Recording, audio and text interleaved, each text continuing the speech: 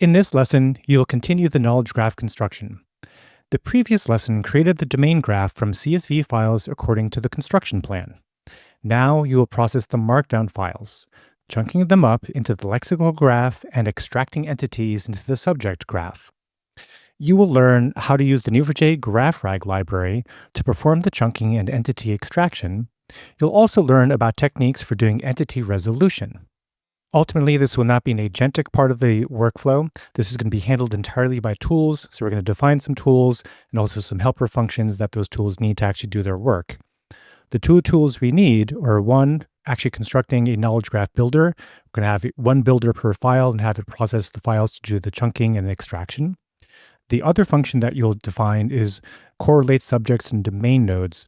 These two tools together will do the graph construction out of the markdown files and then take the resulting extracted entities and correlate those between the subject graph and the existing domain graph that was previously created from the CSV files. That might be a lot to take in right now. It'll make sense as we go through each step. As with the other notebooks, you'll begin by importing the needed libraries.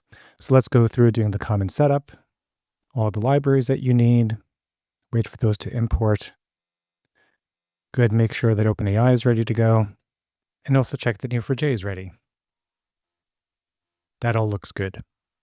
Now, as part of the setup here, we need more than just the previous state that we had in the previous lessons that were created, because now we're not just doing the workflow. The previous lesson actually created part of the graph in Neo4j.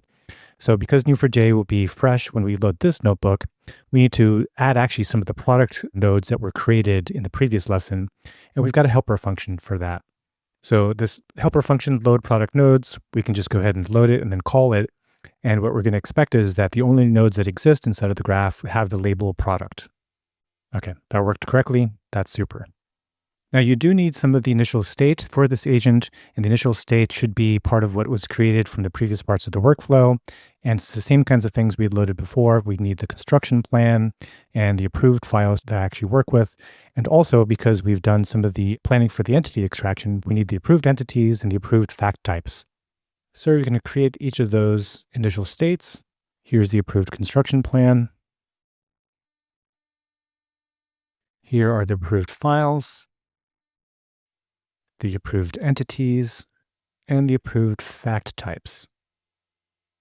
Okay, you can now start to define all of the different functions that we need for actually creating a pipeline that's going to do all the processing of the markdown files, doing the chunking up, and then extracting the entities.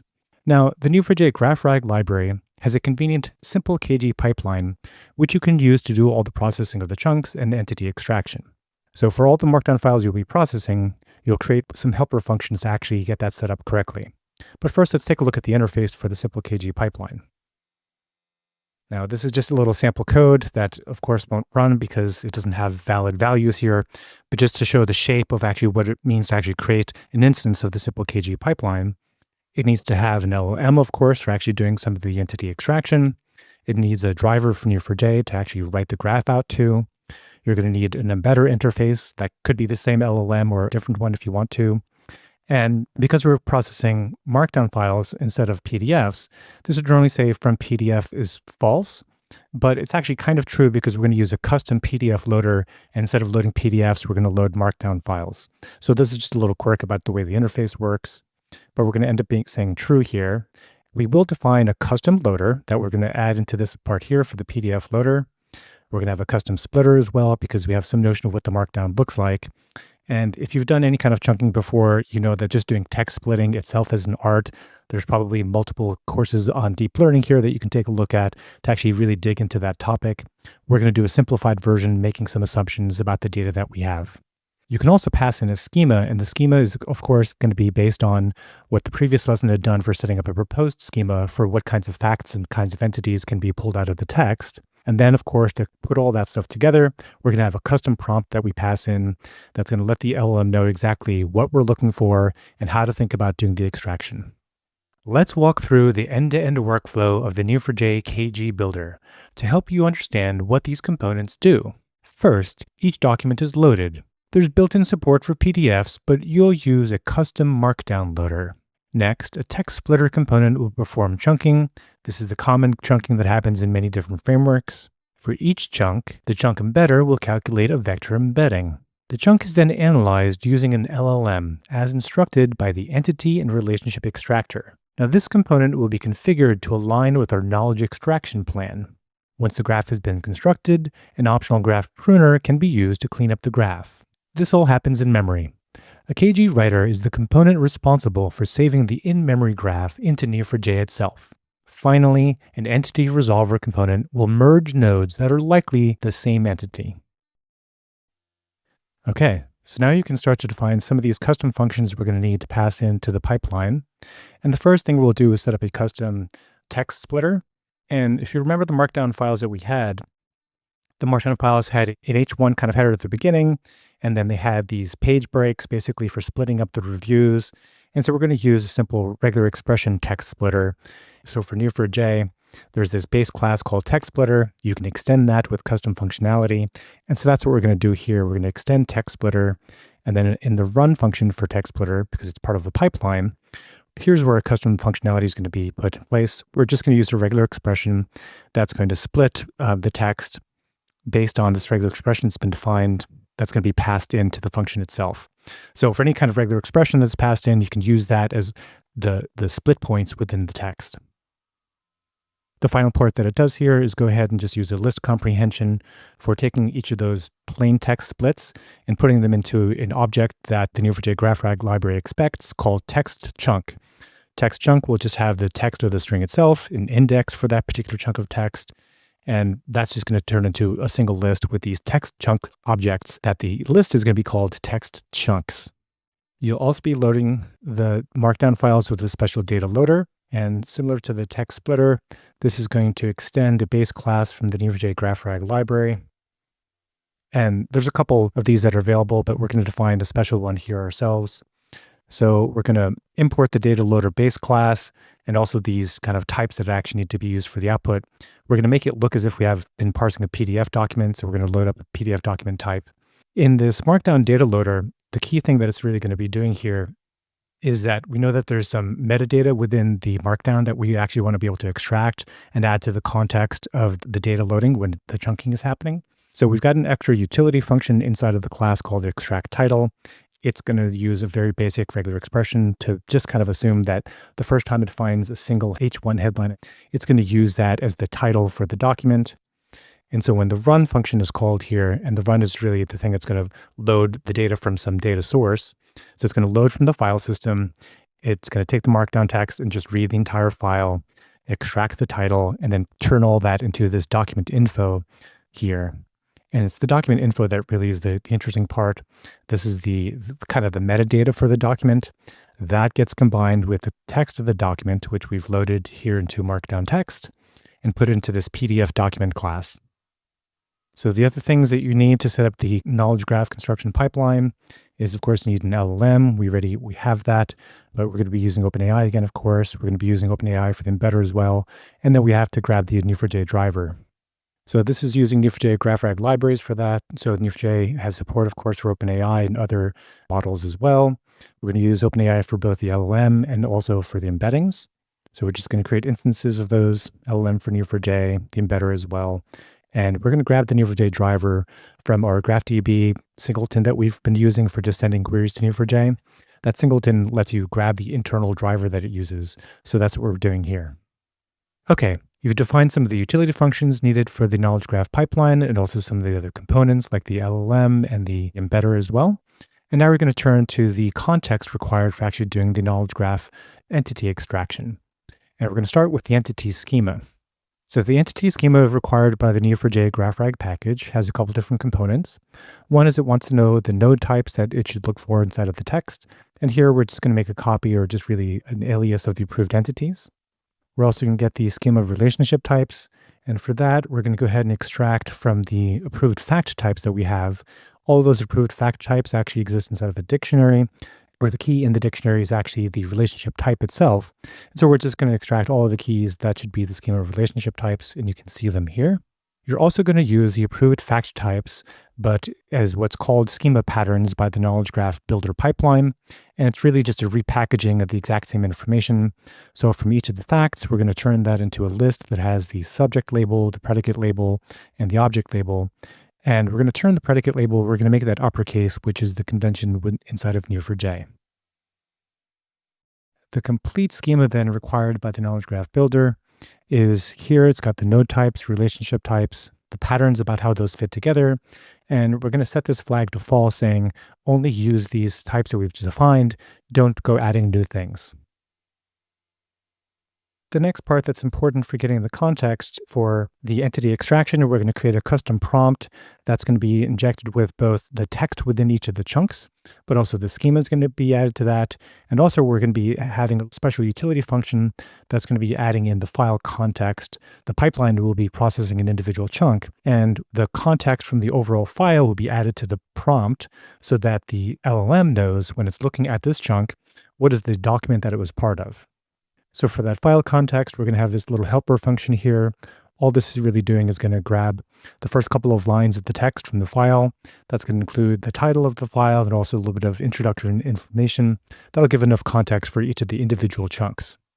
Then you can define the prompt itself. And here we're going to look at the prompt as kind of one big chunk of text. It's going to follow roughly the same format that we've done before. We have some notion of, what is the role of the LLM in its current work and what's the goal that it's actually after. But then a lot of this is setting up both some design hints and also the context. And the context includes both the schema definition and also that little bit of the file that we're going to extract. So as you look through this prompt, you'll see that it's got, instructions about the role and goal. It's got some design instructions here about what it should do. It also has some specifications about what the output format should look like. And here also, for every chunk, the schema is going to be injected.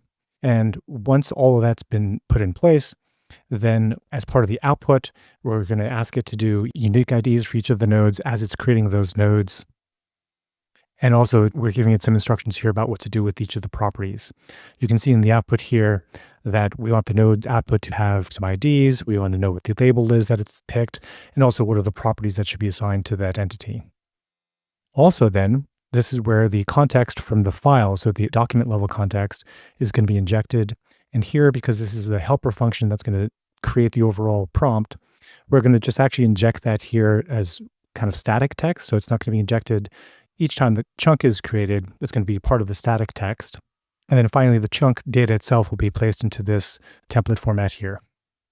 Okay, with all the context that we've set up, with all the different helper functions that the Knowledge Graph Builder needs for doing the pipeline processing, we can go ahead and make the Knowledge Graph Builder and then use it. So because we're going to create a Knowledge Graph Builder for every file so that we have a specialized prompt based on the file content, here's how we're going to set that up in a helper function. We're going to have a helper function that is going to make the Knowledge Graph Builder, and the output of it will be a simple Knowledge Graph pipeline. That's the Neo4j GraphRag class. And the first thing we're going to do inside this helper function is get the document level context, and that's going to be using this file context utility that we created. And again, that's going to grab just the first couple of lines of the data file. And then from that, it's going to create the contextualized prompt, passing in that context as the only argument. Then we're going to get the full prompt that we want to use. So when we create the simple knowledge graph pipeline, we're going to grab the LLM that was defined, the driver we're using, the embedder. We're going to pretend that we're processing a PDF because we've got a custom PDF loader that's actually going to be loading Markdown, our custom splitter that's going to be using a regular expression. And here the regular expression is just going to be looking for dash, dash, dash. That's the Markdown page break that if you look at the Markdown files that we saw earlier, that's how each of the reviews are split up. So we're going to use that as the text splitting. The schema that we assembled as the entity schema, and then finally this contextualized prompt that was constructed just up here. Putting all that together, we get a complete pipeline that can then do the chunking up and then the entity extraction. Now that you have a helper function for generating the knowledge graph pipeline for a particular file, now you just need to go ahead and loop through all the files in the import directory. And for each of those, we're going to get the full file path, have a little output statement letting us know what's happening, create the knowledge graph builder, and then run the knowledge graph builder. Now, this will take a couple of minutes. We have, I think, about 10 files that it's actually going to process. Each one of those will take, depending on how much responsiveness we get out of OpenAI, it'll take up to maybe a minute to actually do all the natural language processing of the document, doing the extraction, and along the way, we'll be also doing the chunking. Okay, once this loop is finished, you will end up with a complete lexical graph. That's the parts of the graph that's going to contain the chunks connected to each other and connected to a document node as well. And then also the subject graph, that's going to have all the extracted entities and also how they're related to each other. Now that we have all files processed, this has been completed. You now have a lexical graph, a subject graph, and a domain graph. However, the knowledge graph isn't complete because the subject graph and the domain graph are not connected. And if you recall, the domain graph was created from the CSV files, and we just created the subject graph as extracting data from Markdown files. The next step is to connect the entities that we extracted from the Markdown files into the subject graph. We want to be able to connect those with the domain graph. So if there are products in the domain graph that refer to the same product as the extracted entities in the subject graph, we want to connect those. So we're going to define a couple of tools in order to do that. Now, for each type of entity in the subject graph, you're going to devise a strategy for correlating with the right node in the domain graph. For example, you should expect that the products with the product names exist in the subject graph, and that these should correlate with the products in the domain graph. So in order to do this, you will do a couple of things. First, you're going to find all the unique entity labels in the subject graph. Similarly, you'll find all of the unique node labels in the domain graph, and then you'll attempt to correlate the property keys between those two different sets of labels.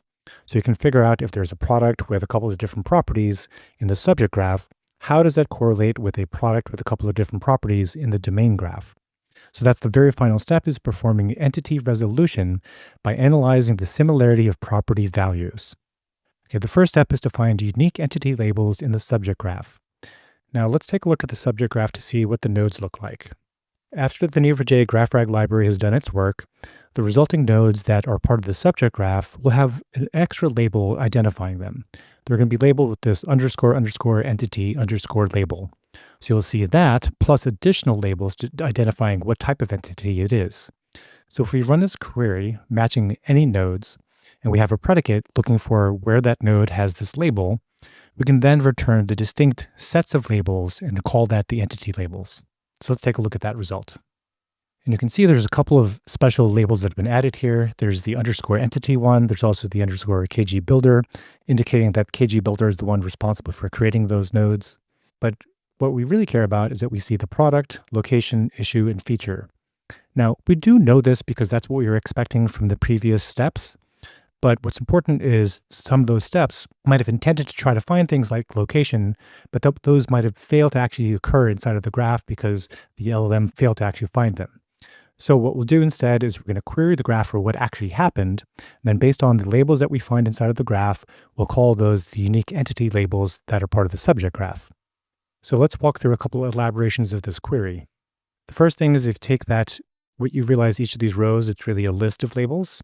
So for each row, if we go ahead and just use that unwind clause, so if we say here, unwind the entity labels, which are going to be the labels for every node, and we're going to call that individual rows as entity label, we can then return the distinct entity labels. We should see all the same values, but now rather than as a bunch of lists, we'll see a single list with all the values. Okay, so now the list is really just a couple of rows where each row has a single label, the KG builder, the product entity. You can see it right there. So let's elaborate a little bit further on this query. We want to filter out these underscore labels. So we're simply going to do that by having exactly the same query. We're going to start with the match, have a predicate for just the ones that actually are entities, unwind all of those so they're just entity labels individually. And then with those, we're going to have another predicate that says, okay, now get rid of any of the entities that start with underscore. That should get rid of KG builder and underscore entity. So that's the list that we're looking for, just product, location, issue, and feature. You can then define a utility function that just wraps that call to Neo4j. If you try out the utility function, you should see, of course, just that list. It's exactly what we want. Now, for each of those unique entity labels, we also want to find the unique keys that each of those labels have. So for every one of those, we're going to do a similar thing. We're going to define a utility function that's going to look for all nodes that have that particular label. But instead, once we found some sample set of those, we're going to find just the unique keys that occur on those. Let's take a look at what that utility function looks like. Here it's going to get an argument, which is what's the entity label that we're looking for. And now the match, rather than finding all nodes, we're only going to find nodes that have that particular entity label. And here we're going to kind of turn things around a little bit. We actually want to look, of course, only where that label co-occurs with the underscore entity label. And then, rather than finding the distinct set of labels, we're going to find the distinct set of keys on those nodes and return those. And similar to what we did before, we're going to unwind those lists of keys into just a couple of rows of keys. So that's what the unwind is doing here. And then we're going to collect those all back into a list and then return that as the single result. So let's define that function and then give it a run, looking just for the unique keys related to product within the subject graph. Okay, and it looks like we didn't really constrain that too much when we were doing the entity extraction. So this time around, the LLM had actually found lots of different keys when it created those entities.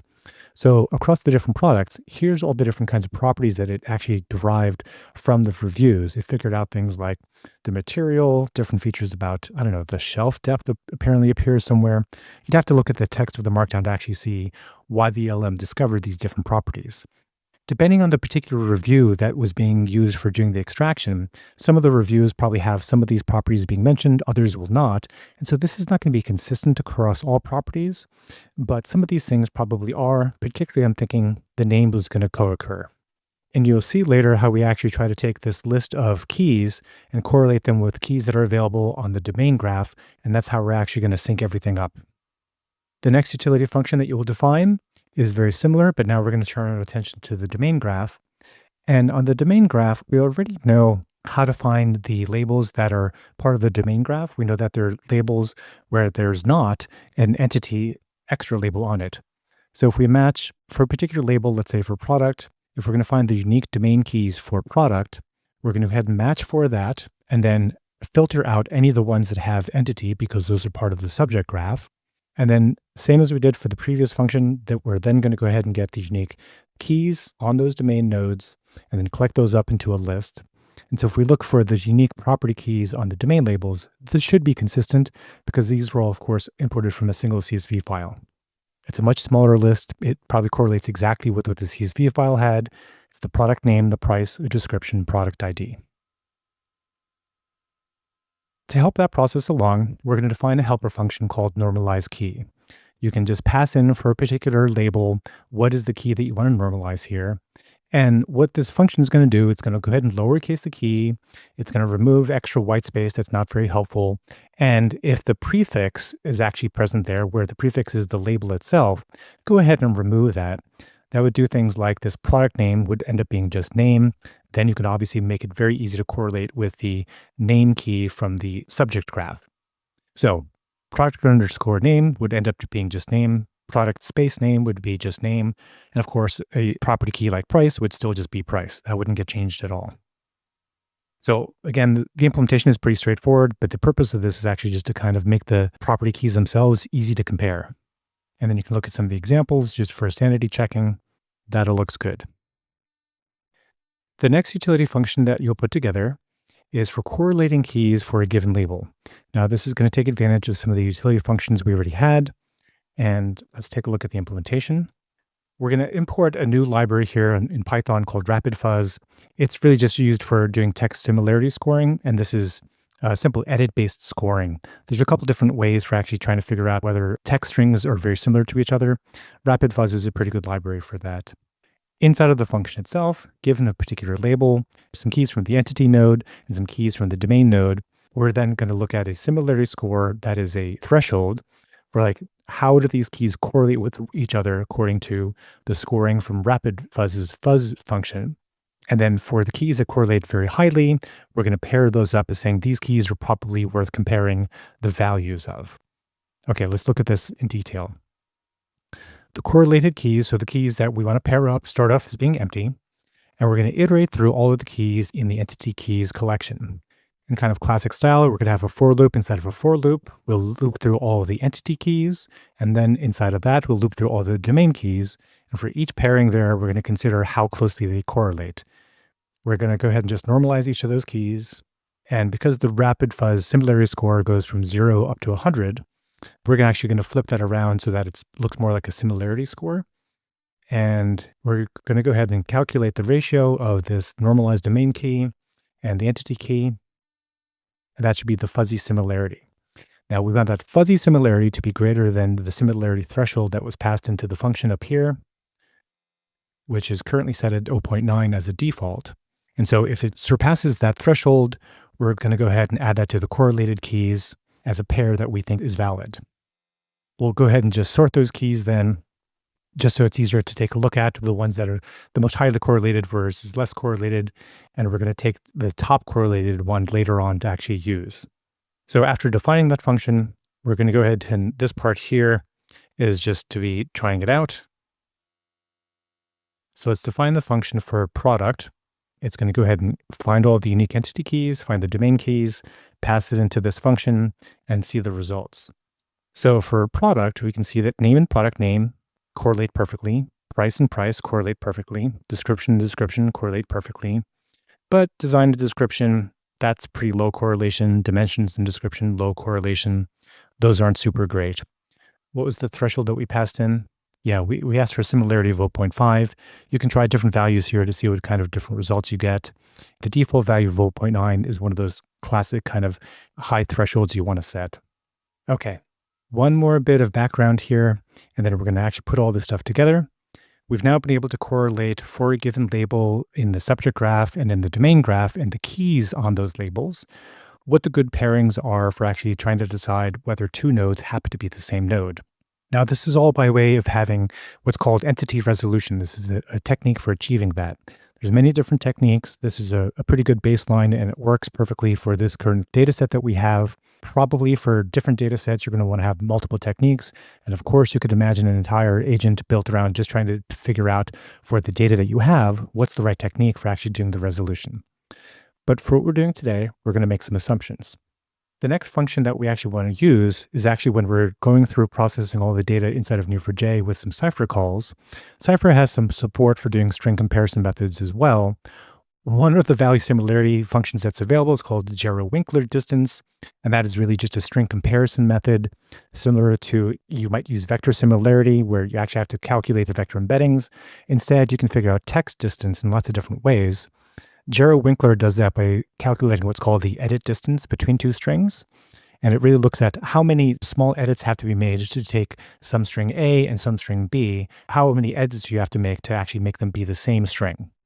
So the values end up being between 0 and 1, where kind of in an inverse way, 0 ends up meaning that it's an exact match, and 1 means that there's no match whatsoever between these two strings. Now, Neo4j's library of text similarity scores include this Jero-Winkler calculation. You can also use Hamming distance, the Levenshtein distance, there are Sorensen dice similarity, and also fuzzy matching. And of course, if you want to, you can also do cosine similarity using vector embeddings. All those have different, features, and like everything else that we've been doing so far with this part of the knowledge graph construction, you could probably pick and choose which one is better given a particular data set. For the data set that we have, this Jero-Winkler distance is going to be just fine. So you can take a look at what Jero-Winkler would look like in action using just pure Cypher. If you look at the Cypher query that's happening here, in the match clause, we're actually going to be matching a pair of both entities and domains for a particular label.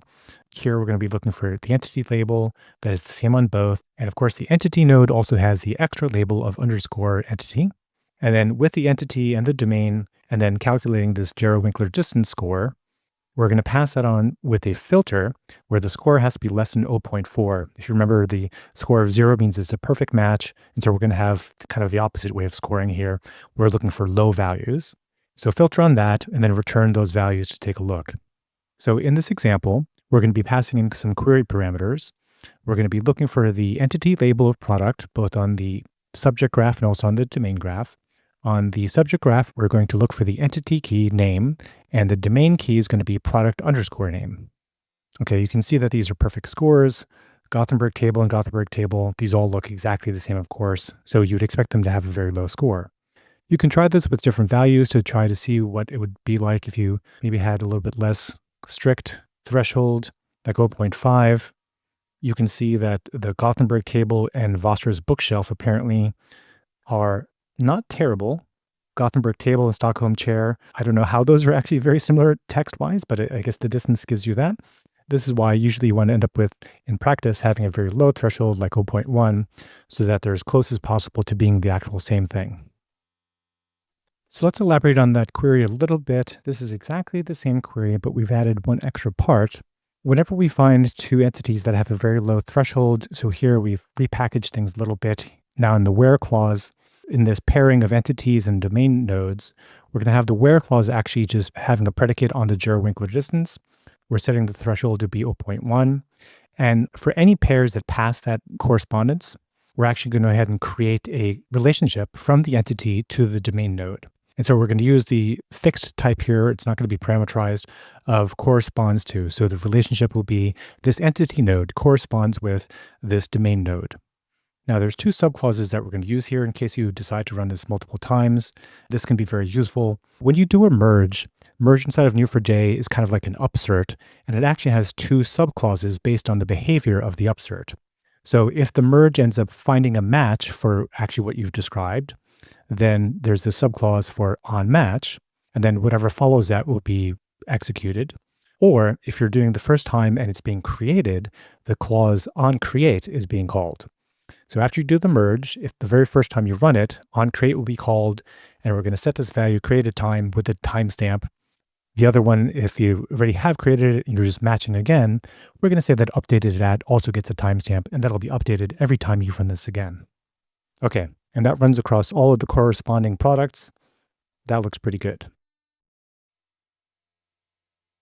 That Cypher query is doing exactly what you want. So go ahead and wrap that inside of a function call, passing in the label, entity key, and the domain key, and also the similarity score that you want to have as a threshold. The query is pretty much the same here. And you can see that the parameters are being passed in as query parameters from the arguments to the function. And again, we can just go ahead and run that. We're trying that out on product name and product name. These are the two different keys from the entity and also from the domain graph. Great. So that found 10 relationships that made sense between the subject graph and the domain graph. So for completeness, while we know that we can connect the products, we want to do this for all of the entities that are available. So to correlate and connect all of the subject nodes to their corresponding domain nodes, we'll just put in a for loop that's going to go through all of the unique entity labels and then try to correlate them from the entity side over to the domain side. So the subject nodes and the domain nodes will be connected. So you can see that product was connected, of course. Location actually doesn't have any correlation. Neither does issue or neither does feature, but that's what we expected. What has happened now, as a result of doing all of this work, you finally have a complete domain graph that was constructed out of CSV files. You also have a lexical graph and a subject graph that was created from markdown files. And with this final step, you've connected the entities in the subject graph with the entities in the domain node. Now you have a completely connected knowledge graph. Well done.